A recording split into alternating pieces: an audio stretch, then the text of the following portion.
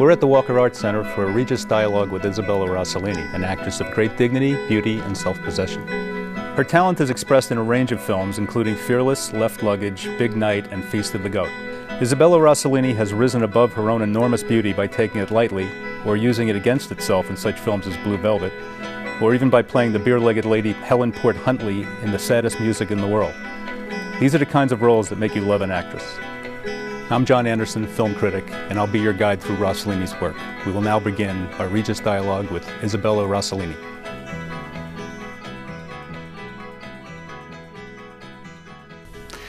I always felt like protecting my dad. He was always fighting with the critics, sometimes ending up so exhausted he would check himself into a clinic for stronger doses of glucose to ready himself for the next round of battles.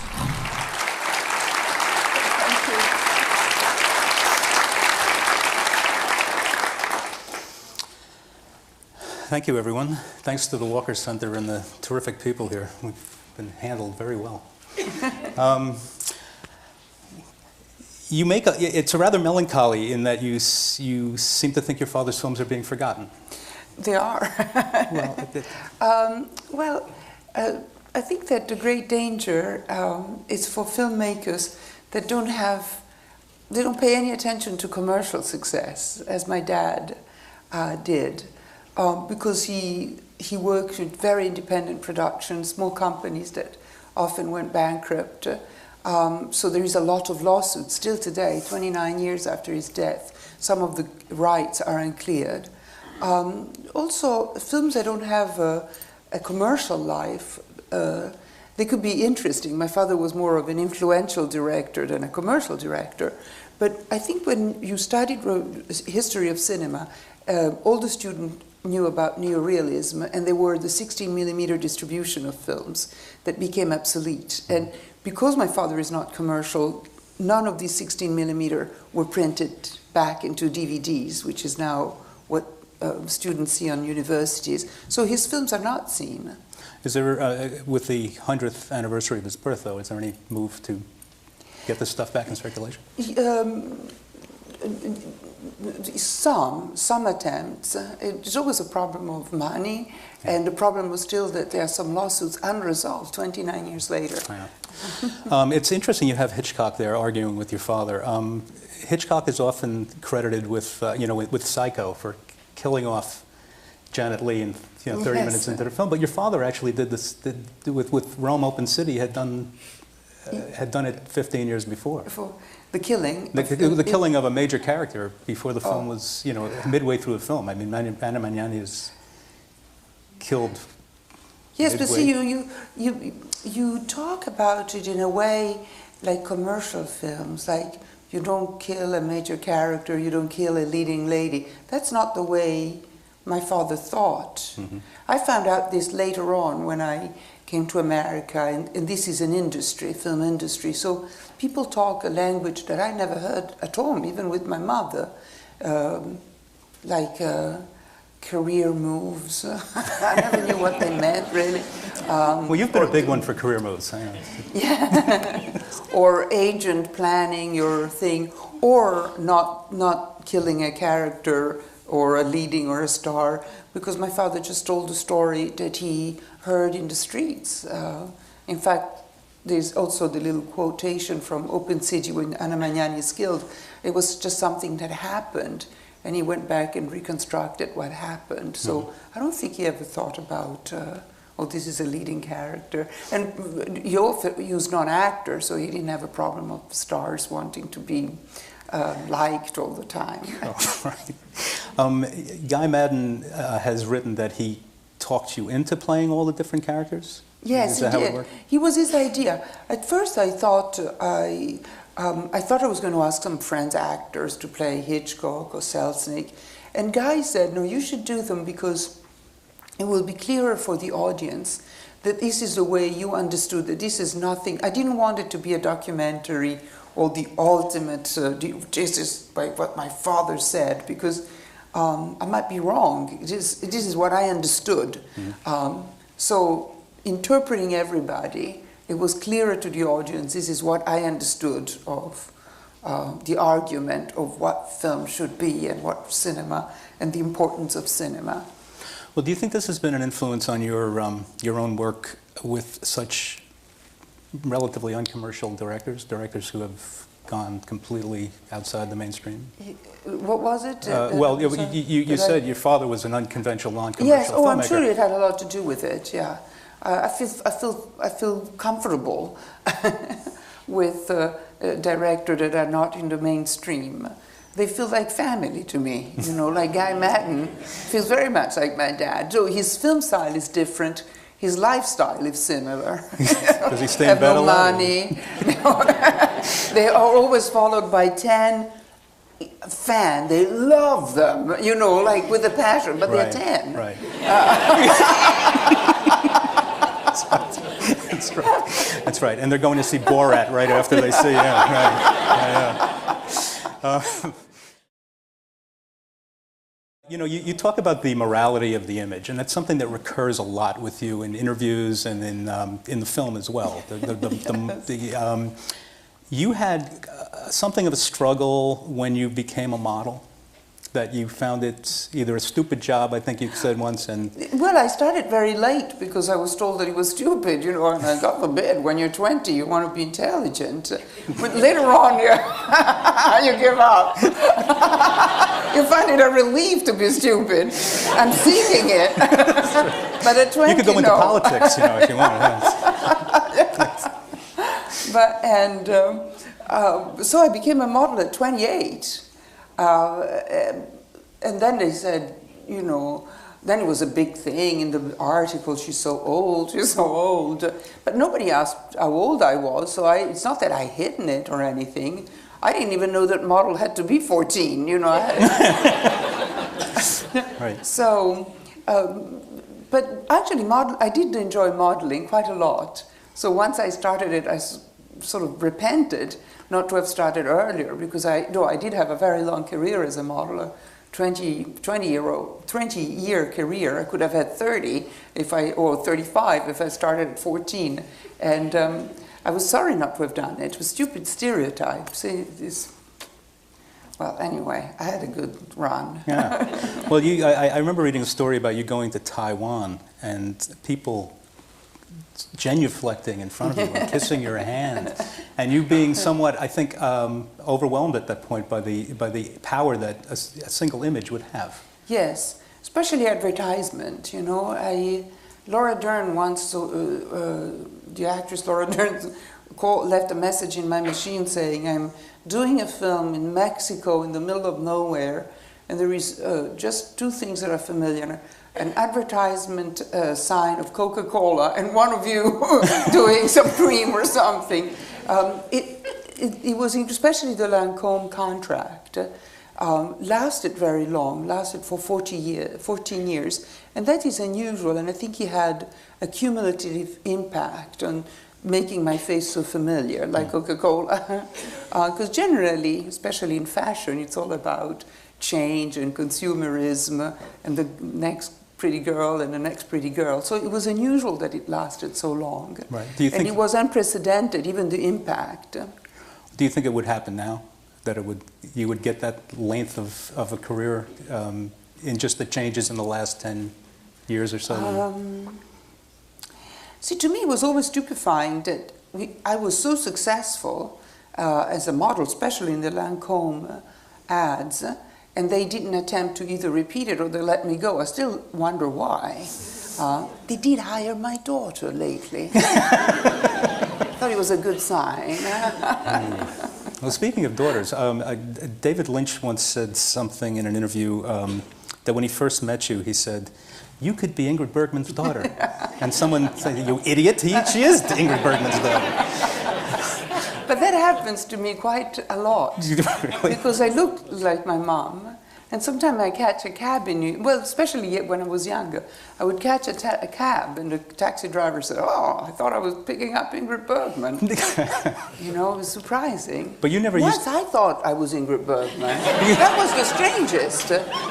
That was amazing, because when I was growing up, and Mom, we were always told, "Oh, you look so much like your mom," and even my mom and I, we said, "No, you know, we looked at each other in the mirror and said, "No, we don't look. Our nose is different. This is different." So we didn't think we looked that much alike. And then years later, I once entered into an antique shop, and I was walking around, and I see a lady that is a little bit like she didn't want to. She had a body language like she didn't want to be approached. So I was trying to be discreet and walk away from her. And as I was just looking at her, I said, she's elegant, very nice lady. She reminds me so much of my mom, strange. And then it was me. It was a reflection of the mirror. There was this old mirror in this antique shop. I didn't recognize myself, but I thought I looked like Ingrid Bergman myself. And I thought, how strange, because people always say, "Oh, you're so warm." Instead, if I found myself a little bit like that body language of, you know, and I thought, well, I thought though that I was ladylike and elegant. Yeah. And I was pleased about that. Did you eventually go up and say hello? We were talking about, I think the issue of morality is a fascinating one vis-a-vis your career, because some of the movies that you've made have been... Immoral. No, but, well, I didn't want to say that.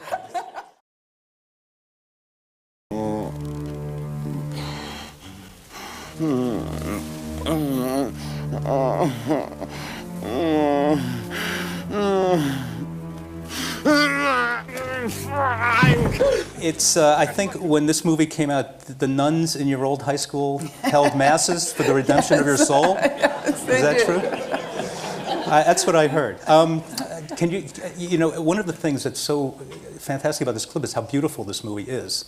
I mean, they show everything here on film, and it's just such a beautiful looking film. Yes, of course, you get the Fred Helms, the director of photography. But what do you maybe you can tell us about Frank and how you and he about your rapport, so to speak.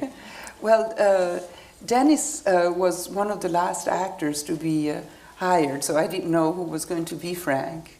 And then I received a call from David Lynch, all excited. He said, "It's going to be Dennis Hopper. Do you know him?" And I said, "Sure, I know Dennis Hopper. What happened to him? Because we haven't heard from him in many years." He said, "Oh, he was just 3 years in rehab, but he just came out."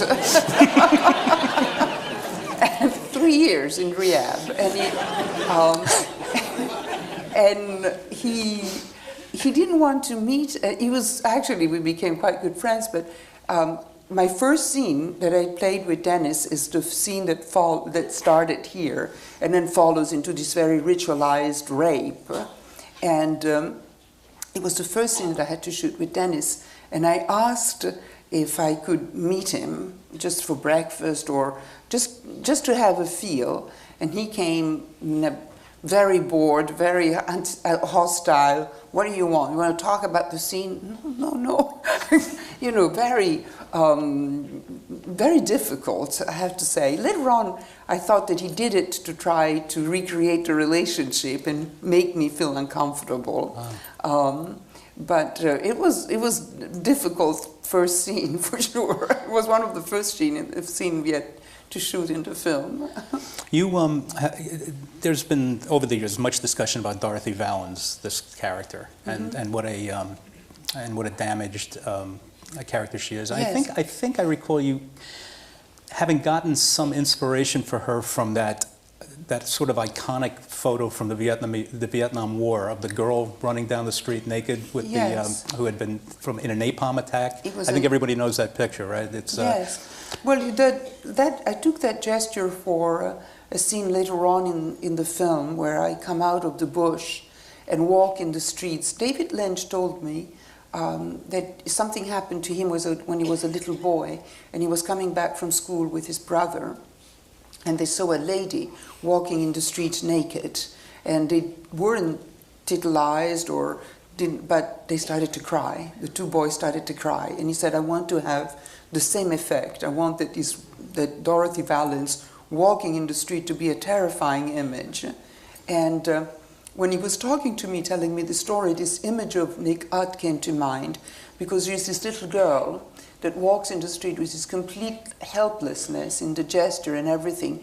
And I then read the description of the photograph. I thought that she was having things hanging, and I thought it was her clothing. Actually, it was a skin.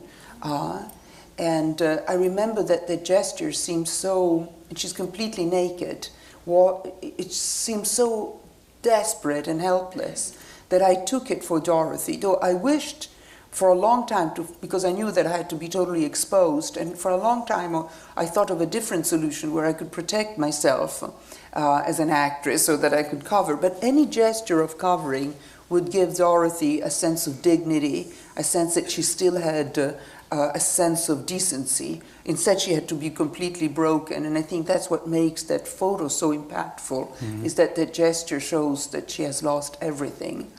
And so I did it, and we were shooting in the street of Wilmington, North Carolina, in the evening, and people came out with a blanket and picnic and children,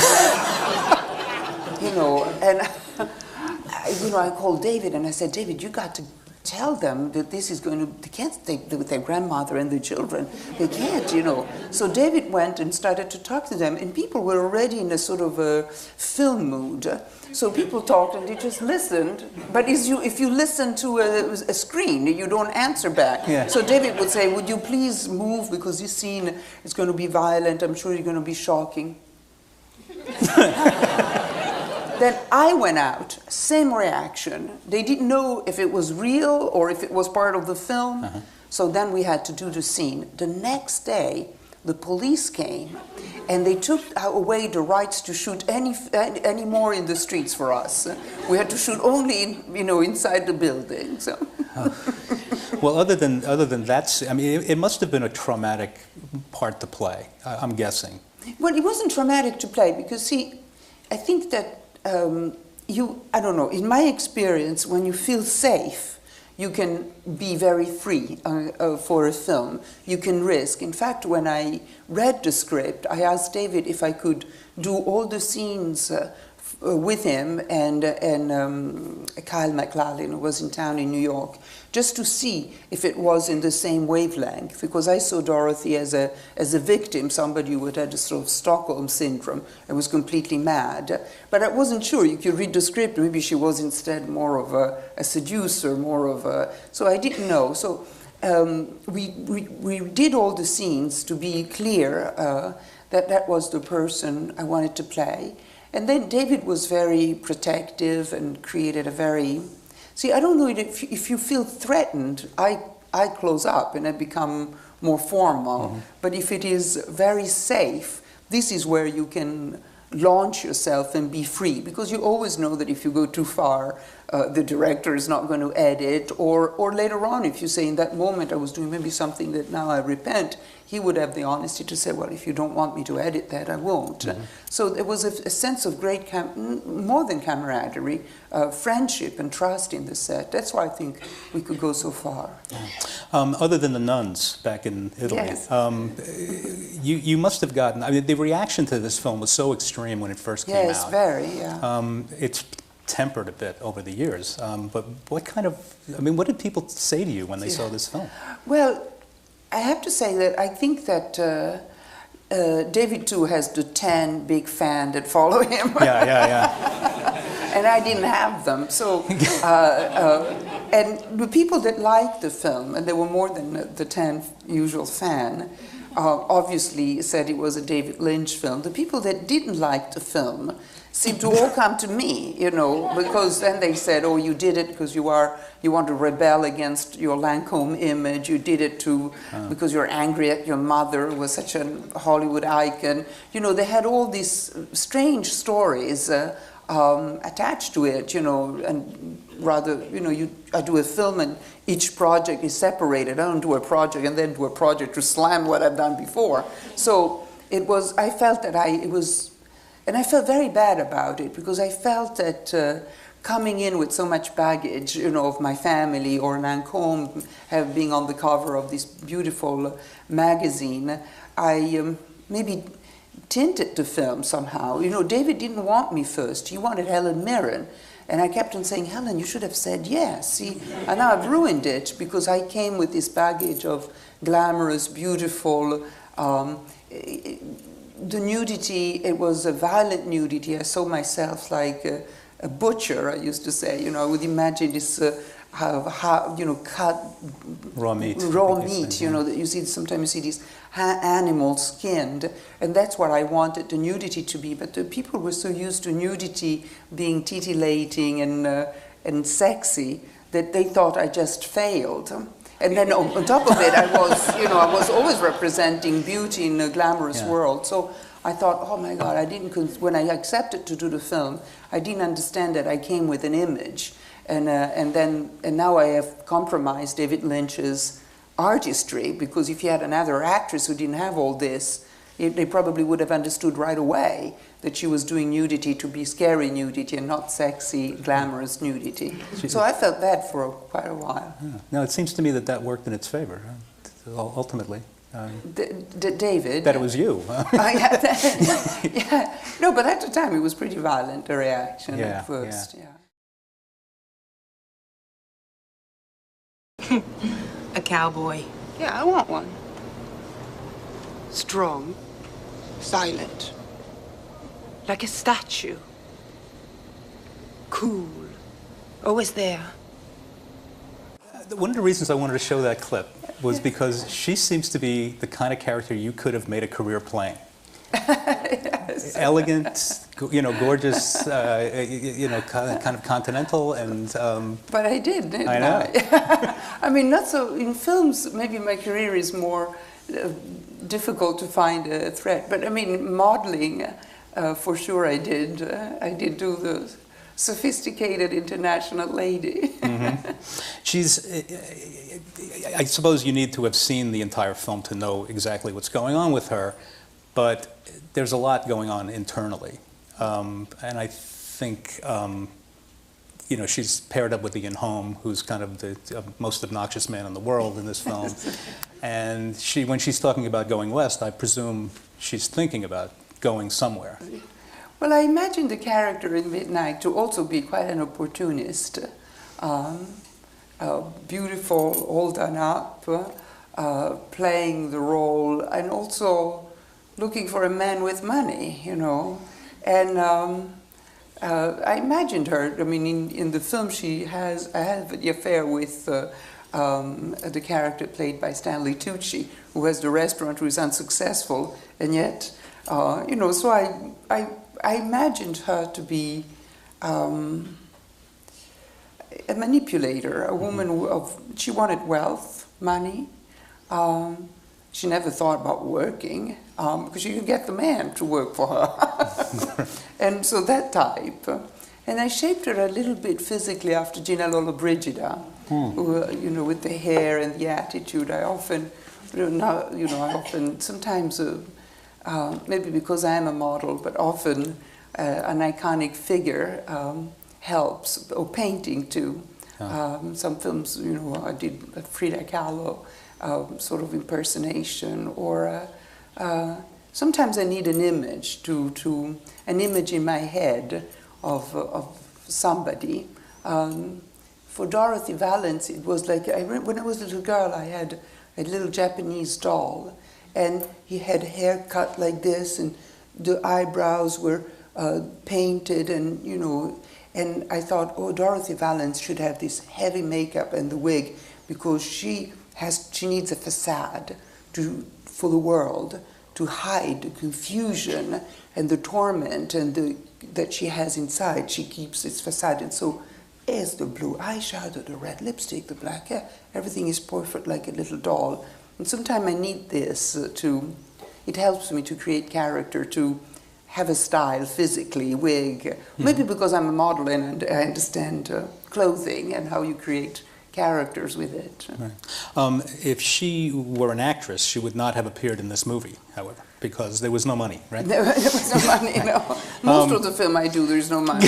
Right. Well, that's what I wanted to ask. I mean, you seem to have, I don't know, do you feel an obligation, or is it just more interesting to work with these people? I mean, how did you get involved with Big Night? Because I know it was a kind of a homegrown project. Tony Shalhoub had co-written the script, I believe, and Stanley Tucci. Stanley Tucci and Campbell Scott. And Campbell Scott co-directed it. Co-directed it and wrote it. And I was friendly with Campbell Scott.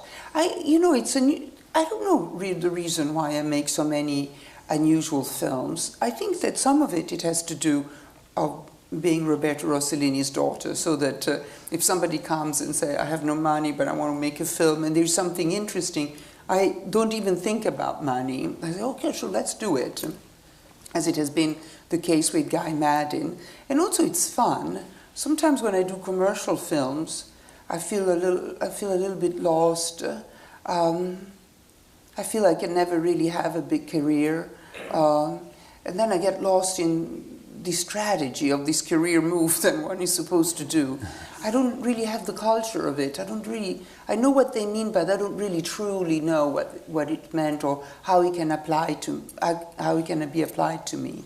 And sometimes in commercial films, you have to hit a stereotype, because there's good person and bad people and good people and you're in love or not in love. Everything is very clear. And I think being a foreigner, I have a hard time grabbing it. When I see Julia Roberts' film, for example, I really admire that it is so pleasant to look at her and so pleasant the way she tells the story.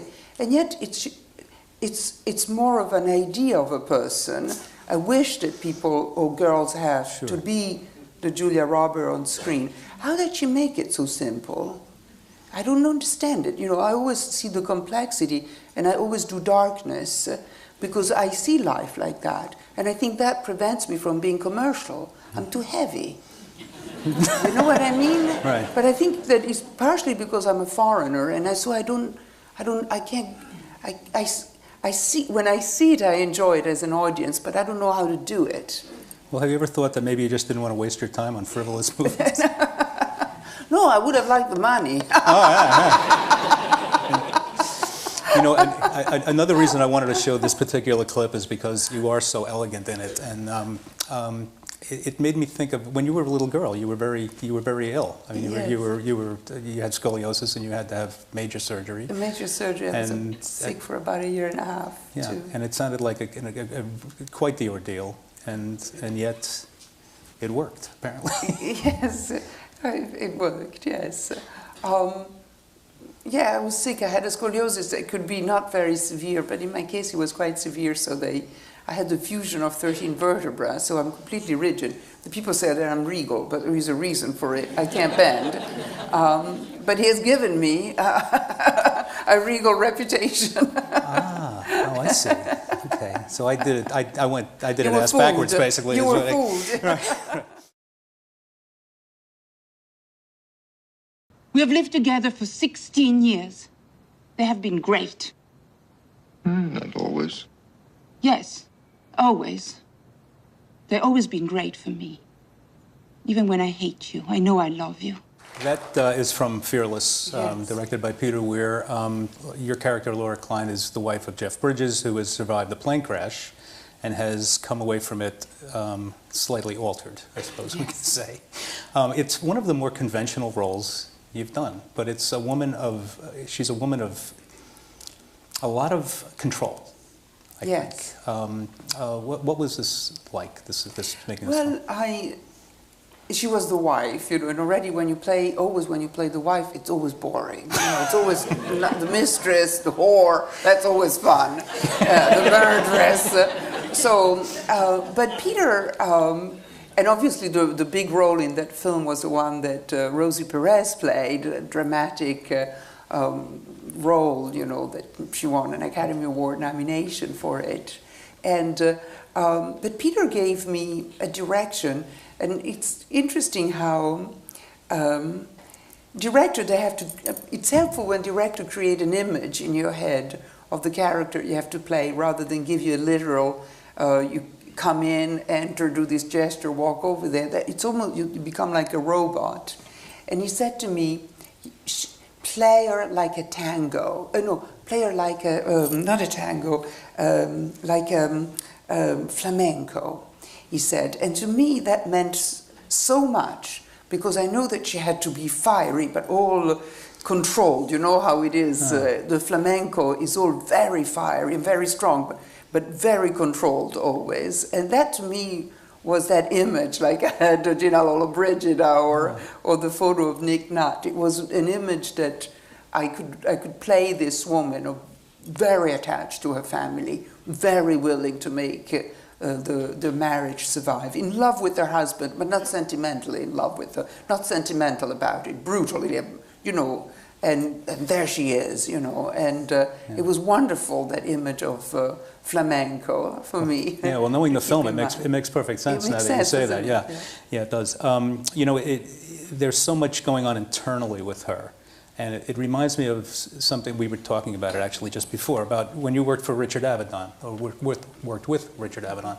And you said that he could tell the changes that were going on in your mind, not necessarily what you were thinking, but whether you were... It was extraordinary. Yeah.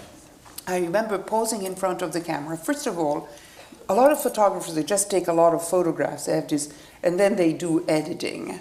Not Richard Avedon. Richard Avedon, we were already done up. We put you in front of the camera, and he would say, you know, the camera is here, and he's not behind the camera, he's next to it and watching it, waiting for you to do something. And then very quickly, it almost felt like a fisherman catching a fish. Bang! He would take the photo, and then he'd wait for you to have another expression that he liked. It was really wonderful. And I remember he was also incredibly articulated. He said to me, you know, modeling is not a big art, like being a painter or being a sculptor, but it is a little bit art. It's like being a good embroiderer or something like that. But it's true, it's not a big art, but you still need to do something. You can't just be beautiful and be in front of the camera and wait. You've got to do something. And he said to me, you know, I photograph emotions and I photograph thoughts. So you have to have a thought. And he waited for me to have my thought. So I'll start thinking of something, and then he would say, I don't like that thought. So I'd think of something else, he would take the photo. And at a certain point, and he was giving this direction, I said, I want to go back to the thought he told me not to have. I want to see if he can see it, because he seems so acute. It's true that I always noticed that the flash went on when my mind slightly got distracted because of the thought took over. And he seemed to always know that instant, because maybe it's when my eyes or my expression looked fully concentrated. Not that I was still knowing that the camera was there, and part of me was being pretty and part of me was thinking, but when the thought distracted me from the rest, that was the flash. It was incredible. So I went back to the first thought I had, and instantly he said, no, I told you, no, I don't like that. So when it was his 70th birthday, I sent him a tape. I said, since you can read my mind, here it is. That was my happy birthday. He got it. He said, thank you for the happy birthday you sent me. I said, no doubt you would know. Right. Well, when you make the transition into acting, is that a conscious? Are you thinking about that when you're acting? Can you control yourself? Can you control your expression and your thought process in that way? No, you can't. I think that's when I would say bad acting comes. Sometimes I remember Jeff Bridges, old fox, said to me, you know, because sometimes the directors, they don't even want you to know what lens they use, if you are shot here or full length. And Jeff Bridges said, you know, without upsetting the director and saying, you know, which lens do you use or how do you see me, you just go by the monitor and just give it a look. Because sometimes if you're small, if the photographs the room and you are this big in this, and you are making the saddest expression you can ever, but you are this big, they don't see it. So you better think like a sculpture, and if you find a position where your body language is a little bit more emphatic of the feeling that you want to express in that long shot, it will be clearer for the audience. So it's not that you always go from the outs, you know, most of the time I work from inside out. I mean, I concentrate until the feeling rises, and I don't know exactly what my hands are doing, what my face does. But occasionally, at the beginning of a scene, I would decide that I would sit in a chair in a certain way, or I would enter a room with a certain, you know, just to start a body language. But then I let the emotion carry. I never know. Sometimes a director or the continuity, they say, oh, do again what you did with your hands. I don't know what I did with my hands, because it's the emotion that makes you do it, and you don't really, I think if you do it too mechanically, it will come across as too mechanically. I think there's two ways of acting. One, you suggest, well, you see a lot of that on television, where you really, sometimes the actors suggest to the poor audience at home, this is going to be funny, you know. And, you know, there is always the actor seems to be in the scene but also with you at home, and they're always suggesting to you what they're trying to do. They don't seem to be quite completely in the scene. Mm-hmm. I don't know if it makes sense. Is that like Julia Roberts and the make-believe characters? Or? Sometimes. A lot of stars have that. Even Cary Grant has it. You know, he's not really in the scene. Half of him is with you and carrying you along. And I don't know how to do that. Well, you know, one of the other things that strikes me about Fearless is that it's more of what I would think of as a serious movie for you. Because it was very plane crash. Yeah, no, but I mean, in that sense that you're, not just the plane crash, but the what you're saying about you know, some of the things you've done have been tongue in cheek. Some have been, you know, completely hysterical or extreme.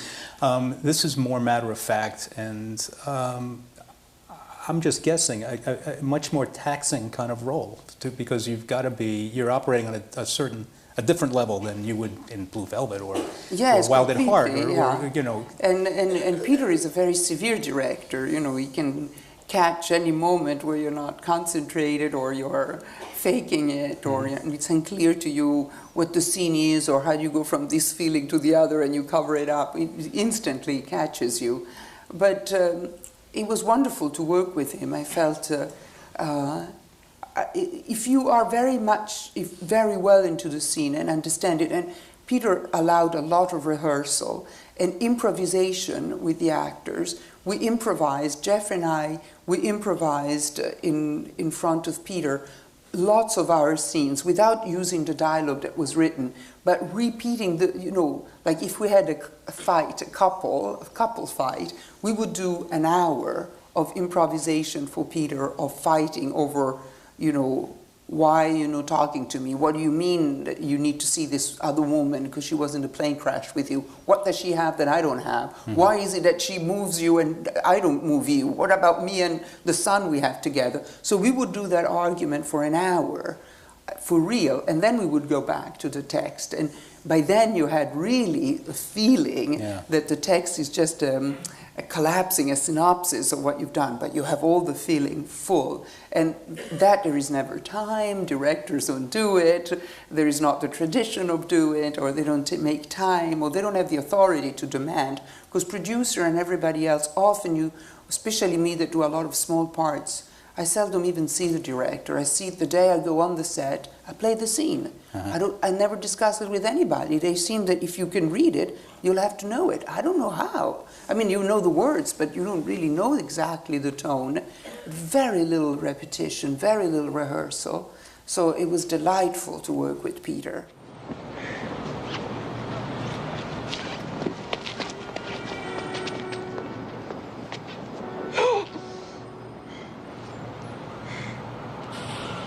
It was a scene where Jeff Bridges walks on the roof of a building, and it looks like he may want to commit suicide or fly, or he's hallucinating, and me playing the wife arrives on the roofs and sees him there, and I call him back, and we played the scene several times, and one time I played it. Oh my God, he wanted to commit suicide, so I was very protective, very maternal, very worried, but on the other hand, very protective. And then one of the scenes, and I think Peter edited, I grab him, he comes back, and I slap him. And it was unplanned, and I think Peter took that. There is many reactions that are correct emotionally, and this one, to slap him with the anger, what the fuck are you doing? Seemed also correct, that you can, and the director chooses, you give them hopefully many choices and all of them right, because emotions, they are irrational, so you have to have them with you and then let them lead you wherever. So this scene followed an hour Yes. of improv? Yes. You know, there's an interesting thing happens here, for those who know the movie. Your sympathies shift in this scene from Jeff Bridges, who is the ostensible hero of the film, to you. And I don't know if this was a matter of discussion, but he almost seems to help you with his facial. He's got a strange smirk on his face, and the whole weight of the film. I mean, you become the sympathetic character rather than he, and he starts to begin to look selfish. And was it anything you discussed or? No, but Peter is highly intelligent, you know, and he wouldn't let any, you know, he likes the challenge of many minds at the full potential. So we also extensively, as we were doing the scene and we were improvising on Saturday and Sunday, we will do the improvisation with Peter and a writer. And they would occasionally take things out of our improvisation to fine-tune or maybe just make it more. I never had difficulty saying, because English is not my first language, Peter's ear is so tuned in that he will always rewrite to make it so that it was my word, that I could feel comfortable. Some directors or writers are very attached to their words, and they become words that I would say for the first time, and you always see that hesitation or a phrasing that it would be too American for a foreigner who would phrase it differently. So they did all that. So all that was tremendously helpful to become the character. And I think this shift of sympathy, as you know, that he goes from Jeff Bridges to me, I think is old Peter, because it's the complexity of life, and he certainly doesn't shy away from it. And the complexity of life is always, where is the right and the wrong, and we wish to know, but we never know. I think anyone who's been in a relationship can recognize this conversation. It doesn't have to be this subject matter. It doesn't have to involve a plane crash, but it could it could be something. Yeah. You mentioned that you said other directors. Can you perhaps discuss some of the other directors you've worked with whose clips we're not showing tonight? Yes.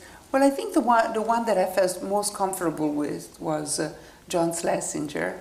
He was so paternal and so protective, and I've never really thought until I worked with John that I was an actress. It was the same year that I've done Fearless. I think I done John's film, and then I went to Fearless. And the film was for? It was called The Innocent.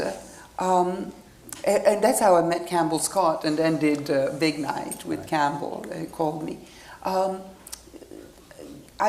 Whenever, you know, when you travel, they give you this landing card where you have to describe who you are. And when I was a model, I always wrote student, because I said, I'm a model, I'm not a model. You know, I never felt like so beautiful, though I did have the cover of Vogue and all that. I don't know, it was always embarrassing to me. Then when I became an actress, I wrote model, because I felt more of a model than an actress. But it was after working with John Schlesinger that I had the courage to write actress, because he was the only one who gave me the feeling that he didn't need me. He could hire anybody would want to work with him. And I felt chosen. You know, and I probably all the other director chose me. You know, no, that was never imposed.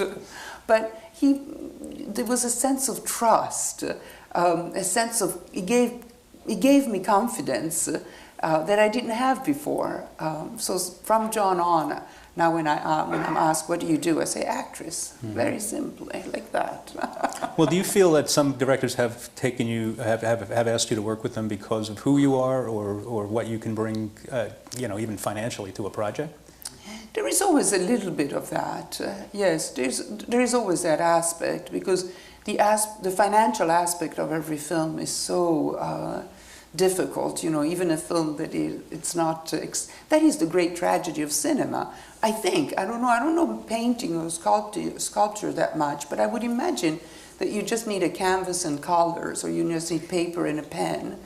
But in films, you need money, because it's not enough. You need actors, you need music, you need cinematographer, costume designer.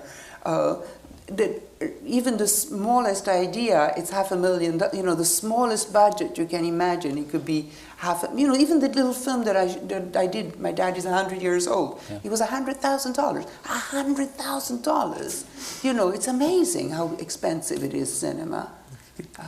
Guy Madden making $100,000 movie. That's funny. Because he always seems, his aesthetic seems to be to make things look as inexpensive as possible. As possible, yeah. Right, right. No, but films, we didn't earn much money. I didn't get paid. I didn't want to get paid, but for just your film? Films. Yes, for my film. Oh. But it just film cost money. It just so many people, the location, the labs, the post production. You know, film is always expensive. So there is I think more than any other art suffers from this. Is torn between commerce and art. You feel it more in film. So I do think that I'm often higher, whether I can bring some little money from Europe or I can package with a group of people. Yeah. Well, it's a trend in independent film that they seem, they need a well-known name to get off the ground. Yeah. I wonder what your father would have done in the age of digital video. Oh, he would have been delighted, because that makes the crew so much lighter and so many things can be resolved.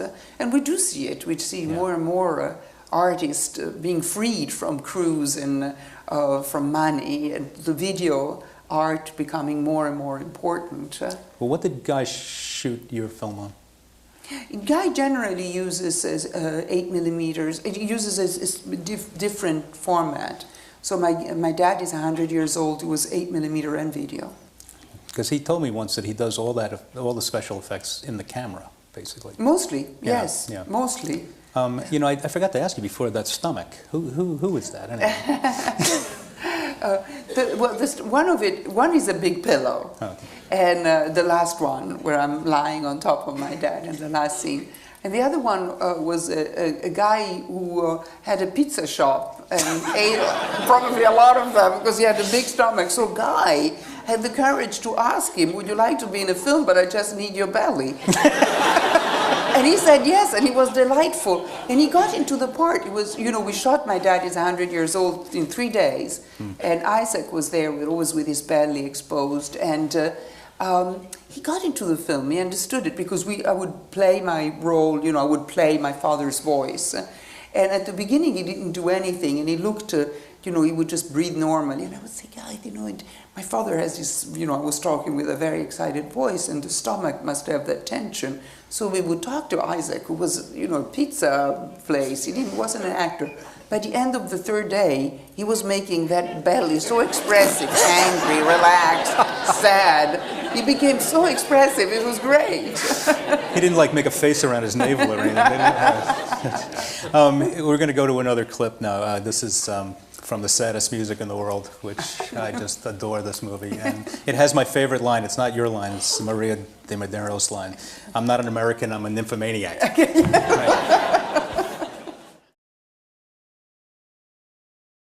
I'm not an American, I'm an nymphomaniac. Listen to the sounds of Winnipeg. We will be hosting a worldwide contest to determine which nation's music truly deserves to be called the saddest in the world. Guy sent the script to my agent and sent some of the films that he had done before, because he thought I didn't know him, and in fact I didn't know him. You didn't? No, I never heard of him. And then the agent, by law, because a lot of people give me script and say, we don't want to give him to your agent because then your agent wouldn't show them to you. But the agent, by law, has to show everything that comes, that is an offer, that he proposes me, But so he sent all the material home, and I got all this stack of film and a big script, and I read the first page, and, Guy writes so gothically, I said, oh my God, what is this? And then I looked in the pile, and it was one film, there was 6 minutes. I said, okay, 6 minutes, I'll give him 6 minutes.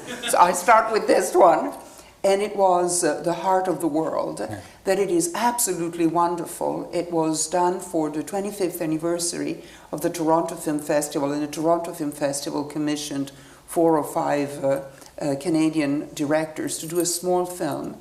And when I looked at it, I mean, I said, I'm going to work with him. I mean, there's 6 minutes, you know. And then the only doubt I had is that maybe he was very crazy. And so I called him and I said, I want to meet you. And he said, where is Winnipeg? Because I didn't even know Winnipeg. So he said, oh, it's not very far from New York. So you go to Toronto, and then there is a connecting flight. So I said, I'll come and meet you, and we'll stay 1 or 2 days together to talk about the film. And then I'll tell you yes or no. So I went. Winnipeg wasn't so close. No. From Toronto, it was straight north. I looked down, the tundra. Ice, ice, ice. I arrived in Winnipeg, it was 40 below zero. And when I arrived, and already at Toronto, you know, when people say, oh, you would recognize me. Oh, Miss Rossellini, where do you go? I said, oh, Winnipeg. Oh, really? Oh, poor you. And I thought, oh, strange reaction. And so when I arrived, Guy was waiting for me, and we were at the luggage waiting for my bag to arrive. And Guy, as a chit-chat, started to say, you know, it's so cold in Winnipeg that when my grandfather died in November, we had to wait until March before we could bury him. And then there was a flood, so we buried him, and the flood came, and the river took him down 3 or 4 miles, so we had to take the body and bring him back. By then he was, you know, a 9-month-old body, and we had to bury him again. And that was his chit-chat, and I thought, I'm going to work with him. This is going to be fun. So I did stay another day or two to watch film and you know, prepare the character, but I already decided, waiting for the luggage, that I was going to work with Guy. Well, you shot this in ungodly weather, right? I mean, wasn't it? Yes, it was the whole time. Yes, we shoot inside a hangar where they build bridges. It was huge. And because you know, we had to have some control, so they shoveled all this snow in, and they built this huge set, but it became like a refrigerator. It was sometimes colder inside the set than outside, because sometimes the temperature with a little bit of sun would rise. So we would always outside, it was only 40, and then inside, I don't know, it was 50 below. It was very cold. Maria de Madeira fainted several times.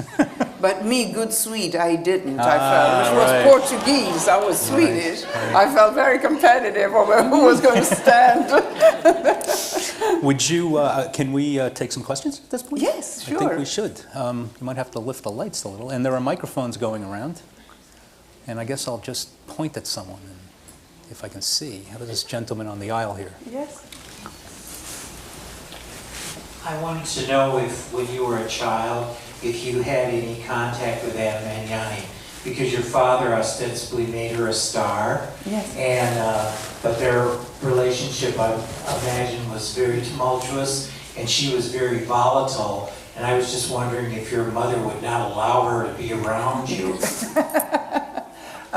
Well, Anna Magnani was very hurt when father left her to be with my mom. So they weren't friendly. The mother was always very conciliatory, always spoke to her very highly. But I don't remember them together. I remember visiting Anna Magnani with my dad, but being very afraid of her. They seemed to be very friendly, but always looking down. In fact, I've written a scene that was not done in my film, where I do visit Anna Magnani, and I just see the feet. And there were these very pink slippers she had with a little, you know, like this little feathers. They were very feminine, which I didn't expect her to have. And then she had a lot of cats and dogs. So I did have a scene in My Dad is 100 Years Old, but we cut it. It was just written, of Anna Magnani's feet with all these cats and dogs. Some of them very deformed, because I think they made love to one another. And so the generation of cats afterward, they were all crippled. And we had that scene, but it was cut. That's in my memory, my personal memory of Anna Magnani was that. And then when Anna died, she was buried we have a family crypt in Rome. And Anna had not organized for herself the tomb, so she was buried. Now the son took her away, but for many years she stayed in our family crypt. And my aunt That also gave me a sense of Anna Magnani relationship with other members of the family besides my father. My aunt said one day we went to clean the crypt. She said, Anna, she was pushy alive and she's pushy when she's dead. Because she was taking the place of one of the Rossellini without being one. Yes, sir.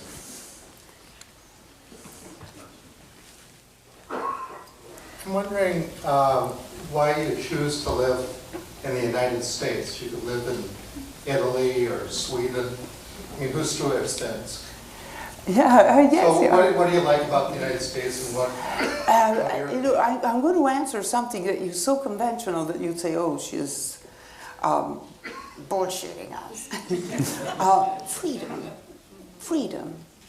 There is a freedom in the United States. And now, I come from Italy, it's a democratic, free country. But there is a social control that it's much higher.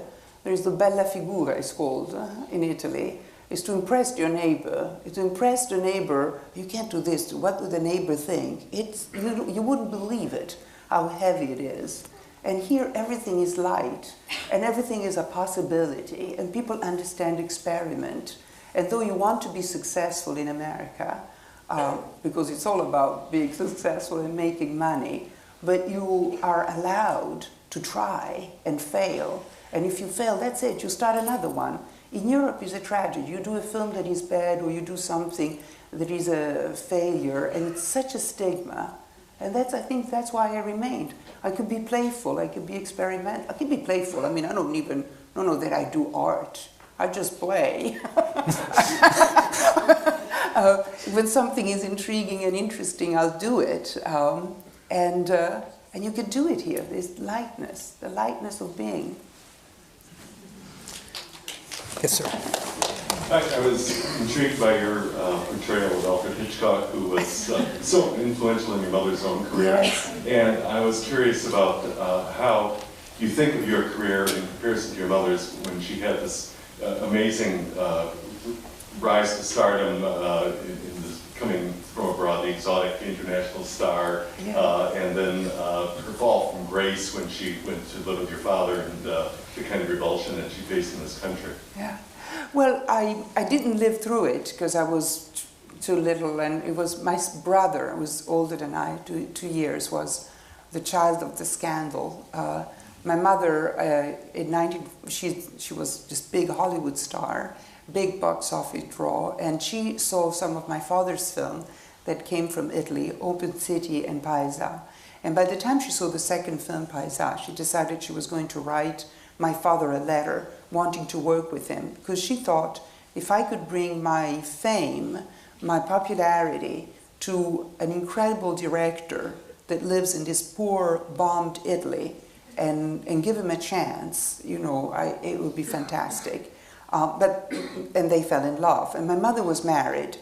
And by the time my father and mother did their first film, Stromboli, my mother became pregnant while she was still married. So this was a huge scandal in the United States, and she became persona non grata, and she was not allowed to come back. I wish she was allowed, but even the Senate took a stand against her. Because the Senate has always had, you know, in America there is always this problem that still exists of, and I have a problem with it. I mean, I'm not dismissing the problem of morality in films and how much do you influence, what is your moral responsibility as an actor. And I have to say that I have always heard something that it is a double standard, that it's hard for me also to accept, though I'm completely against censorship. But that is, I would never understood why I would make a 30-second commercial knowing that I would influence people to buy a cream, and then you do a 2-hour movie, and then they say, oh no, the audience understand that this, you can murder people, but they understand there's no influence on them. I could never understood this double standard. So anyway, Hollywood at the time was concerned about actors in general, because actors would become so famous and they would be so influential on the new generation that they became icons and role models. And there was no checking on the actor's morality or background, as you do for politician or you do for a big executive Ted or Haggard, CEO. you know, And so there was an attempt at the time to ask the studio that if she saw a rising star, to check and make sure that they deserved to become star, because a star also would carry a social responsibility. So is that person ready to deal with that? And so my mom became the example of somebody who hadn't been checked and was completely immoral and was a foreigner. And here we have now Ingrid Bergman, who's going to bring bigamy to America, and the fans will follow her. I think that was the logic of this great attack. And that's why the Senate took a stand in trying to promote a law that would screen actors, and studios would decide, you know, this one has a potential to be a star, but does it have the moral standing to be? So that was the case. I don't know that Hitchcock, actually later on, after I've done this film, I showed my films to Charlotte Chandler, who is a fantastic writer, writes wonderful biography of several directors, and she wrote one on Hitchcock. And she said, "Oh, Hitchcock loved your father's film." I said, "Really?" I thought he never did. First of all, stylistically, but then I saw in my mother's archive that we kept at Wesleyan University that he would write letters to her saying, "Oh, come back to Hollywood, this is where you belong. You just had a crush on Roberto Rossellini, snap out of it." And so I assumed that he didn't like my father's work. But apparently, according to Charlotte, Hitchcock did like my father's work, but he didn't like the fact that it took Ingrid Bergman away from him. Okay. Grazie mille for coming here tonight. I am very impressed with the results you get from improvisation before, you know, shooting the scenes, and you mentioned earlier about freedom in America, and I hope that you have freedom with your directors. I just wonder, what do you prefer, working from a script or taking the time to improvise and work with other actors to get their I don't think it's it's possible to do a little bit of improvisation, but you can't really do an improvisation because a scene in a film is about a minute or 2 minutes. But in life, it's a synthesis, because if you take a fight between husband and wife, maybe the argument is an hour long, but the scene is a minute. But you have the impression as the audience that you've been participating for an hour. So the great mastery of the writers is to collapse and do a synthesis that is a minute long, but you understand. So which is the key sentence? Which is the key things? You know, it's really extraordinary. So when you decompose that, and I think that the improvisation and the rehearsal, it's great to do before, so that you understand it fully, what's behind every word, and you take the synthesis of the minute scene and you re-enlarge it so that you know exactly what you're saying and what you're doing. But I don't think you can really improvise in front of, sometimes you do, but if you improvise in front of the camera, you have these scenes that go, and they're shapeless, and they're very boring to watch because there's too many words and you repeat yourself. No, it has to be just an exercise that you do with the actors. There's another exercise that I love a lot with actors, and it's to reverse the role. So that I would take, for example, Jeff Bridges' role, and Jeff Bridges takes my role, and then we would run lines, because you would see the other person's point of view. So anything that makes you understand really the many, many, many layers, then you can do the same thing as the writer did, find a synthesis in a gesture or in an emotion or the leap, but you have to have the full information. Thank you. Again, sorry, I can't believe that I'm making a question to Miss Isabella Rossellini. As you said, it's like one of the 10 people to following the David Lynch. And before you took that part, as maybe you know that his reputations and industries and his movies, and how did you get that part, and why did you, take that part? The Blue Velvet part. Yes, Blue Velvet. David, he did Elephant Man, and that was the only film I'd seen of David Lynch at the time. He had also done, after Elephant Man, he did Dune, but I think he came out Dune, but he was not successful. And then when I received a script of Blue Velvet, I went to see Eraserhead.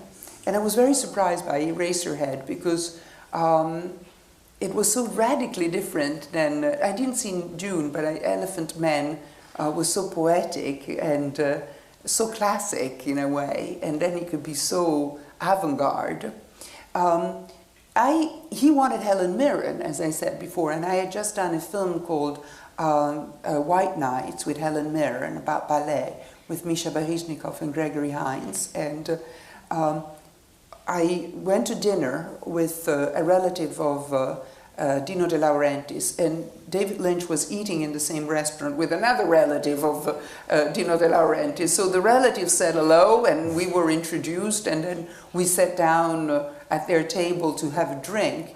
And David, that's where he said, "You could be Ingrid Bergman's daughter." It was answered, "You're an idiot," she is. And then he said, "Are you an actress too?" And I said, "Yes, I just finished a film with Baryshnikov and Helen Mirren." He said, "I want Helen Mirren for my film. Can you convince her to do it? I sent her the script and she turned it down. And can you talk to her and tell her to do it?" And I said, "Well, I don't know. I was a little bit lost." And that was the end of the evening. And then the next day, he sent me the script through his casting agent, saying, afterwards I thought that maybe you would want to read for the part. And so I did say I read the script, I liked it immediately, and strangely enough, as strange as Blue Velvet is, when I read the script I understood. I wasn't surprised when I saw the film. It was the surrealism was there, everything was already in the page. But I did ask him to play and rehearse, to test every scene, because you need to require nudity. She was obviously a sadomasochist coming from, this was my interpretation, that she had a Stockholm syndrome, but I wasn't sure.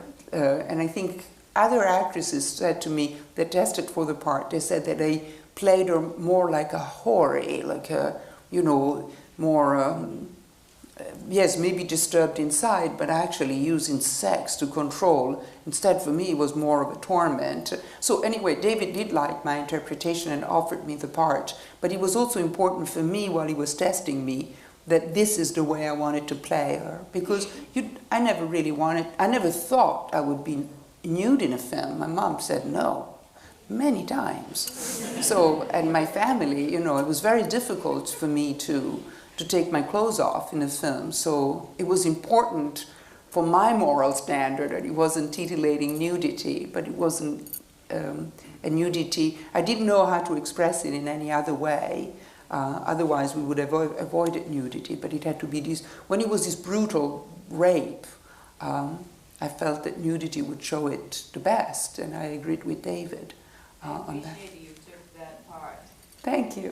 I think you were in that part, and then the movie was, I think, more niche and more actually weird. Thanks. No, but I do think, David said that he's inspired by what he doesn't understand, by the mystery. And I am also inspired by the mystery. And often films feel that they have to tell a story, and narratively you have to have a conclusion, a happy end or a sad ending. And instead, I understood that you can play the mystery. You can play the not understanding. Actually, the director that gave me the best answer about this one, it was Robert Wilson, the theater director. He sent me a script to work with me, and I read it and didn't understand anything. I came from a book of Umberto Eco, I read the book, didn't understand anything. I was so sad because I always wanted to work with Bob Wilson. So I called him up and I said, "Oh, Bob, you know, I feel so bad because I want to work with you so much, but I don't know that I can do this part because I don't understand any of it." And I tried to read it over and over again. And he said, "Oh, me too, I don't understand it either." and I said, "Oh, you don't?" And he said, "Well, if I understand it, why do it?" But you know, in a way, it's completely liberating. It's true. They are not there to tell you a story, to teach you a lesson. They're there to dive in what they don't understand. And David does it too. And to me, it's a great trip that you can take into the mystery. It's not the most commercial, but it is valid. Life is more mysterious to me than understandable.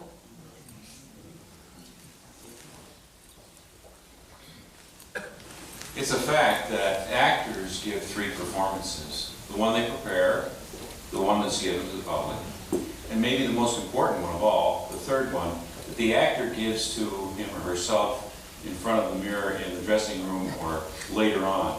Is there a memory of that last thought of a performance that you would have liked to have done over, or you would have thought that there was something you could have done differently that would have made a different impact and made the film something more than what it actually turned out? Blue Velvet or any film? But if there's one in particular that you would like to tell us. Well, I have to say that I never really watch my film that much.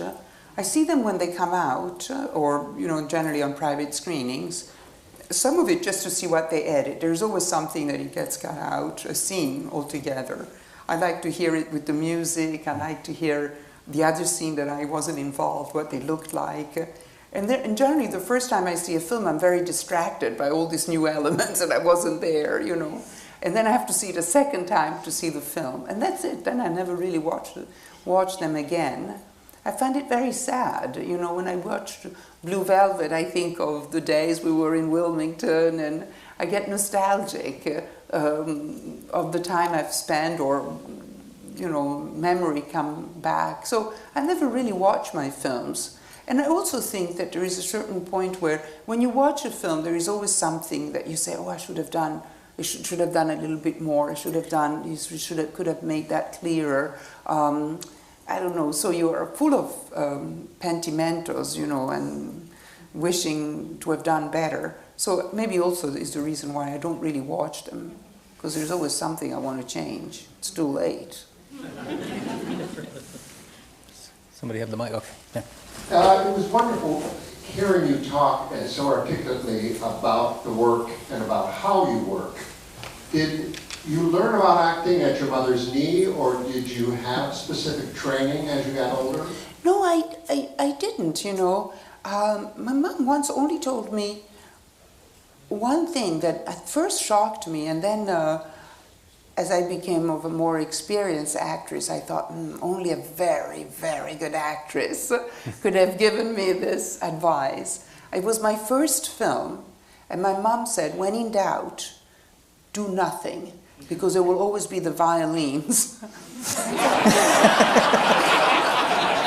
She was completely right. When in doubt, do nothing, because the scene, the light will carry. But if you give too much emotions, then you go, and the emotion is the incorrect one, then the violins cannot carry you. So she was really great, because sometimes when you do a film, there is always one close-up, one little twist that you don't know how to play, or it's unclear, or a beat in the synthesis that the writers do. Sometimes there is a beat that maybe is missing from the writer and that you have to cover up as an actor. So it's best to do nothing and just let it glide with the other element that would come to form the film. But no, I wished I was able to work with both my father and mother, because my father must have had a lot of tricks up his sleeves. Having not worked with any actor, I mean, besides Anna Magnani and my mom, he believed that if you need a fisherman, you're better off hiring a fisherman because he would know how to do the netting and do the gestures that are right, and his face would look sunburned and his hands would be of a fisherman. And yes, he wouldn't know the lines, but it didn't matter in Europe, not in America, not in Anglo-Saxon countries, but the rest of the world, the films are dubbed. So people are not used, as you are in America, to synchronize lips and words. It's really an Anglo-Saxon thing. So he would then give words to the people, so they didn't matter that they didn't know their lines very well. Somebody else would fill in the words for them. But he had the authenticity of the faces. He never thought that Cary Grant, no matter how you get all the best makeup artists, no matter how much he tried to be in the part, he would never look like a fisherman. He would always look like Cary Grant doing the fisherman. He saw very strongly that artificiality. So I wish I would work with my dad too to see how he'd blend actor and non-actor. What was it? You know, I would have loved to learn more from them. But unfortunately, they died when I was in my 20s, so I never really had the opportunity to work with them. I learned by doing it. I had a very helpful coach called Sandra Seacat, who was a very known coach, and she was very helpful at making me understand what was acting. It was a little bit of a mystery to me. I always wanted to direct secretly, but I never knew how do you direct an actor. And then people asked me to act because I was a model. So I was hesitant. At first I didn't want to do it because my mother was so famous. And then I thought, oh, that's a stupid attitude. Let's do it. See, America, freedom.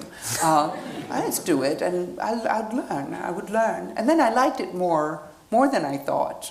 I never became a director. I mean, just wrote, my dad is 100 years old, and now I'm writing something else, but we'll see what gets done. We have time for one more. Oh, there's one down here in the... 4 in the second row. Oh, first row. I wanted to ask you what it was like working with Norman Mailer, yes, Abel Ferrara, and also your performance in Saddest News in the World is so wonderful. I wonder if you're planning anything else with Guy Madden. Guy and I would love working together, and so we are always thinking of what else we could do to be together. We became quite good friends. We always email, we call each other. Spend little holidays together. He comes to New York. We go see museums and films and art. So we will seek for a project just for the pleasure of being together.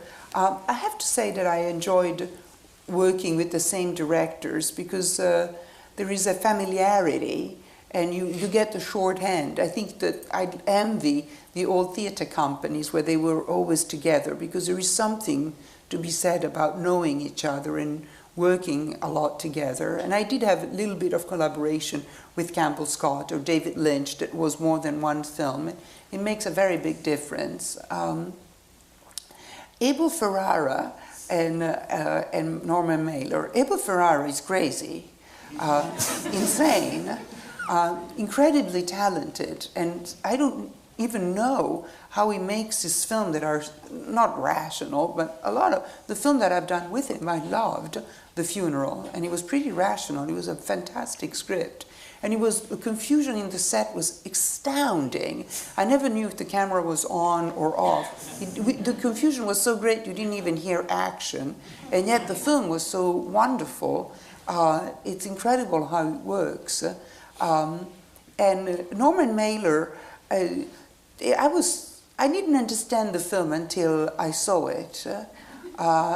When I did Blue Velvet, there was this big scandal, and I was asked, I was with ICM, that was my mother's agency, but then there was a whole new agency, so there was no really, I wasn't at ICM because my mother was with ICM. It was, big agency, everything was new. But still, I was very happy to be in a very big agency. And when I did Blue Velvet, the agency was so angry at me because I'd done it, I don't know, I don't know, they weren't involved or I don't know. Often I do films, I let my agent know, but, they don't really want you to make films where there is no money. So they sometimes don't even, you have to make the deal yourself and all that. So Blue Velvet must have been one of those. And so they basically asked me to leave the agency. So there I was with, you know, Lancôme wanting to fire me, the nuns giving masses, big acting agency asking me to leave. This was only my second film in America. I'd just done one film, so I thought, you know, that was it. I was so desperate. I had a 2-year-old baby. I said, oh my God, what do I do? How am I going to pay my bills? I was really desperate. And here came great Tom Luddy. We were talking about him because he organizes the Tell You Right Film Festival, and he produced film, and he was producing the film with Norman Mailer, and he called me and he said, would you do a film with us? So I felt it was really rescuing me, you know, giving me a sense of confidence, and I did the film. But I didn't understand it until I saw it, because I didn't understand that Norman Mailer really saw people as devilish. All my life I heard that you have to be compassionate, that people ultimately are good, that that there is goodness in everybody. And I was young and I still believed in it. Norman just thinks the opposite. He thinks the devil is in everybody. And this is a jungle and we are all surviving and, you know, we're all opportunistic. But I didn't understand it. Because I didn't understand that philosophy. So when I did the film, I didn't capture it. I don't know that I did a very good job until I saw the film, and I actually thought the film was wonderful. It was the most unsuccessful film probably that I ever done. But there was this conviction that people are devil at the base, you know, that the common denominator is that we are wolves, we are opportunistic. It was such a ferocious statement. So it was a great lesson. But I have to say, I was very grateful to be able to have people so known and so important to come and rescue me. It was great. Not many people can say they were directed by Norman Mailer. Yes. Well, our great thanks to Isabella Rossellini. Thank you. And thank you to you.